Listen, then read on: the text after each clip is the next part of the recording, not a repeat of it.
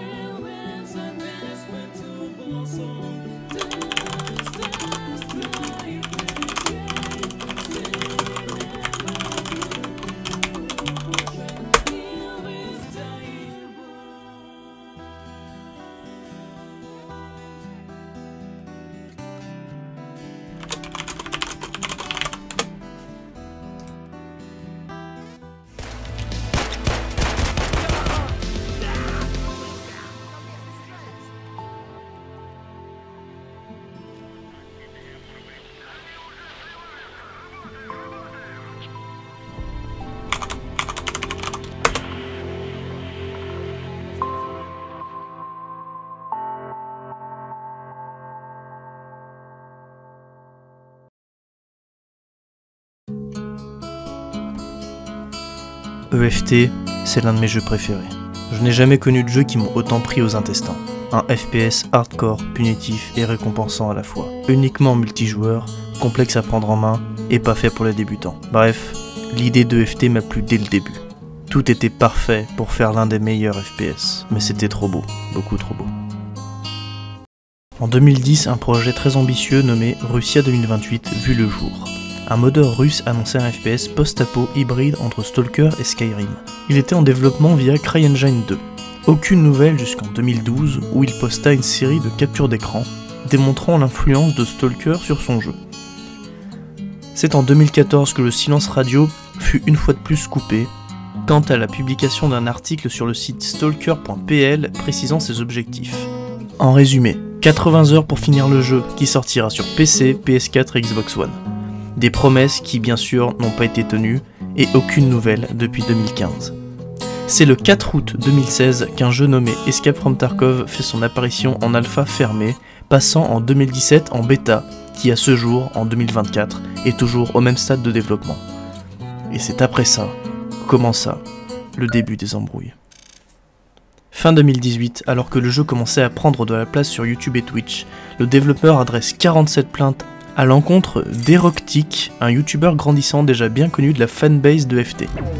On y apprend également que ces plaintes sont au sujet du DMCA, une plainte sur l'utilisation du contenu non autorisé, suivant d'une déclaration de celui-ci expliquant que les données personnelles de plusieurs milliers de joueurs auraient fuité suite à un piratage de la base de données de BSG.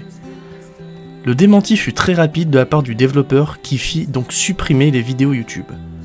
Même si aucune preuve concrète n'a été amenée, la réaction au sommet de BSG laisse perplexe, divisant donc la communauté en deux parties. Eroctic fut soutenu par une poignée d'influenceurs en critiquant ouvertement les actions du développeur, dont OnePegMG, qui était émissaire pour EFT. Un émissaire est en résumé un membre actif de la communauté servant de community manager et d'entre-deux entre le développeur et la communauté. Quelques jours plus tard, un autre youtubeur s'empare de l'affaire pour y ajouter un dossier tout aussi lourd en affirmant que les développeurs n'ont jamais contacté ni même payé les constructeurs d'équipements, d'armes et de gadgets apparaissant dans leurs jeux vidéo.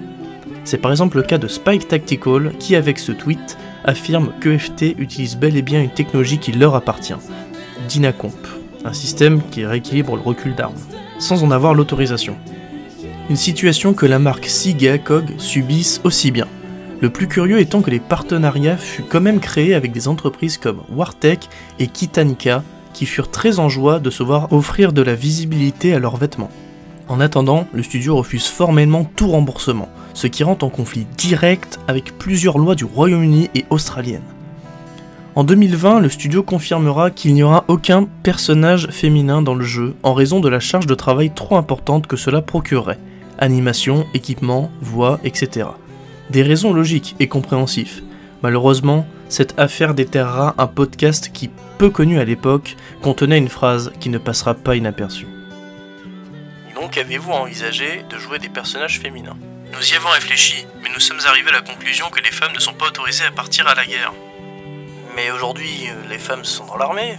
Je ne peux être que d'accord avec vous, et nous en avons discuté très longtemps. Mais nous sommes arrivés à la conclusion que les femmes ne peuvent pas gérer autant de stress, il n'y a que la place pour les hommes endurcis ici. Malgré les nombreuses polémiques, le jeu commençait à prendre une place importante sur Twitch dès 2017, avec un éclat de popularité. Quasiment 250 000 spectateurs en live, avec un peu moins de 1500 chaînes créées juste pour l'occasion. Une popularité qui fut amenée notamment par les récentes sorties telles que Call of Duty Vanguard, Halo Infinite et Battlefield 2042, qui ne furent que de simples suites. À côté, il y avait Fortnite, PUBG et Apex qui eux restaient sur le Battle Royale. C'est ici que le studio a réussi à s'immiscer dans la mode du Battle Royale mais en ajoutant sa touche hardcore.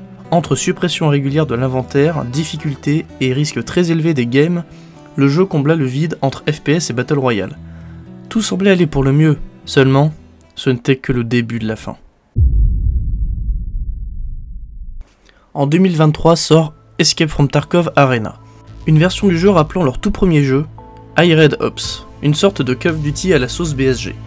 Au début, Arena était proposé comme jeu indépendant à EFT, un coup de maroufle pour ne pas avoir à offrir le jeu aux versions EOD. S'ayant vendu comme des petits pains, c'est après une révolte du cercle de streamers EFT que le studio s'est plié à leurs revendications, ajouter EFT Arena comme DLC au jeu et donc l'offrir aux versions EOD. Suite à cela, BSG prend une décision très conséquente et risquée. Ils annoncent l'arrêt de la version EOD d'Escape from Tarkov, qui, pour résumer, se trouve être un Season Pass expliquant dans la description que tous les DLC seraient offerts aux propriétaires de la version. Après le lancement de EFT Arena, les ventes n'étaient pas en corrélation avec leurs attentes, du fait qu'ils aient ajouté ce jeu à l'offre des détenteurs de l'EOD, ce qui, de fil en aiguille, leur conduira à la polémique de trop. Quelques mois après l'arrêt de l'EOD, BSG annonce une nouvelle version du jeu, dite The Unheard Edition, grossièrement un mode solo et coop, l'annonçant à un prix colossal de 300 € ou 150 pour les détenteurs de l'EOD. Les réactions ne se sont pas fait attendre, et tous les streamers les plus influents ont réagi très négativement à la nouvelle. S'ensuivit un boycott du jeu au profit de Grayzone Warfare, un jeu qui se veut être dans le même genre. C'est de là que le jeu Escape from Tarkov commencera à disparaître. Comme je l'ai dit au début, ce jeu m'a marqué, et aura marqué le monde du gaming, et même de Twitch d'une certaine façon. Un jeu qui avait pour but de prendre la relève de Stalker s'avéra être un simple tremplin pour le futur de Stalker 2, qui ne pourra que se réjouir d'un tel échec, proposant la même chose mais à un prix cohérent. Le studio est en chute libre. C'est la raison pour laquelle ils ont tenté une nouvelle fois de soutirer de l'argent à leurs fans, sans se soucier une fois de plus de leur image de marque. Une erreur qui a pourtant été faite un nombre de fois bien trop élevé. Ce studio de développement a eu plusieurs chances, mais n'en a jamais tenu compte. Le retour de bâton sera très dur à encaisser, et en plus de ça, sera justifié. L'ambition est importante, elle permet d'accomplir de grandes choses, mais il faut rester terre à terre et ne pas trop en demander. C'est ce qu'a fait le studio en promettant bons et merveilles sans jamais apporter d'autre chose qu'une vulgaire map et 3 armes à chaque mise à jour. Le studio a réussi à se faire de la lumière, mais il repassera petit à petit à l'ombre. Rappelons-nous de ce jeu, car il tombera petit à petit dans l'oubli.